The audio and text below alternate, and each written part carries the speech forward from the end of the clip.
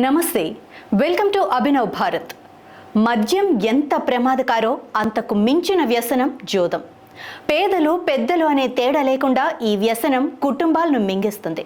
అలాంటి జూదాలను అధికారికంగా లేదా అనధికారికంగా ప్రోత్సహించడం అంటే ప్రజల జీవితాలతో జూదమాడటమే.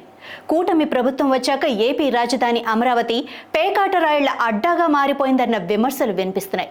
నేరుగా టీడీపీ నాయకులే పేకాట మంచిదని, ఆడకపోవటం వల్ల ఆయుర్దాయం తగ్గిందని, చంద్రబాబును అడిగి ప్రతి జిల్లాలో పేకాట క్లబ్బులు తెరిపిస్తామని మాట్లాడటం చూస్తే ఈ వార్తలు నిజమే అన్న అనుమానం కలగక మానదు.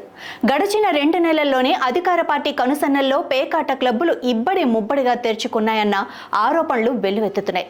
ఇలా తెరుచుకునేందుకు వీలుగా అనుమతుల కోసం మామూళ్లు కూడా భారీగా చేతులు మారుతున్నట్టు సమాచారం. గతంలో మూతపడిన క్లబ్బులు ఇప్పుడు కళకళలాడుతున్నాయని, దీనికి వెనుక అంతా టీడీపీ నేతలు ఉండి నడిపిస్తున్నారని జోరుగా ప్రచారం సాగుతోంది. ఇదే నిజమైతే రాబోయే రోజుల్లో జరగబోయే అనేక అనర్థాలకు ఖచ్చితంగా ప్రభుత్వం బాధ్యత వహించాల్సి ఉంటుంది.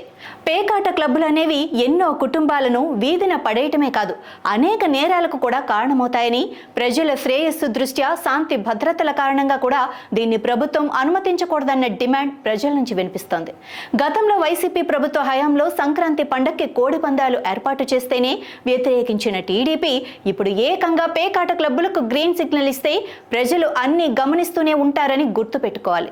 అధికారం ఉంది కదా అని గుడివాడలో క్యాసినో పెడితే ప్రతిపక్షంలో ఇదే పార్టీ ఎంత వ్యతిరేకించిందో మర్చిపోకూడదు. గడిచిన ఎన్నికల్లో అదే గుడివాడలో ప్రజలు ఎలాంటి తీర్పిచ్చారో కళ్ల ముందు కనిపిస్తూనే ఉంది. వీటన్నింటినీ చూసి నేర్చుకోకపోతే ఖచ్చితంగా ప్రజా వ్యతిరేకత మూటగట్టుకున్నట్టే. చంద్రబాబు గతంలో అధికారంలో ఉన్నప్పుడు విశాఖ బీచ్లో లవ్ ఫెస్టివల్ నిర్వహించాలని అనుకున్నారు. అప్పుడు తీవ్ర స్థాయిలో వ్యతిరేకత రావడంతో ఆ ప్రయత్నం మానుకున్నారు. ఇప్పుడు కూడా అదే స్థాయిలో వ్యతిరేకత మూటగట్టుకోకుండా చేతులు కాలక ముందే ఆకులు పట్టుకుంటే మంచిది. నాయకులారా, మీ పనితనం మీ అధినాయకులకు తెలియజేయాలనుకుంటున్నారు. ప్రజలారా, మీ సమస్యలను మీ నాయకులకు తెలియజేయాలనుకుంటున్నారు. ప్రజా సమస్యల పరిష్కార వేదిక మీ అభినవ్ భారత్.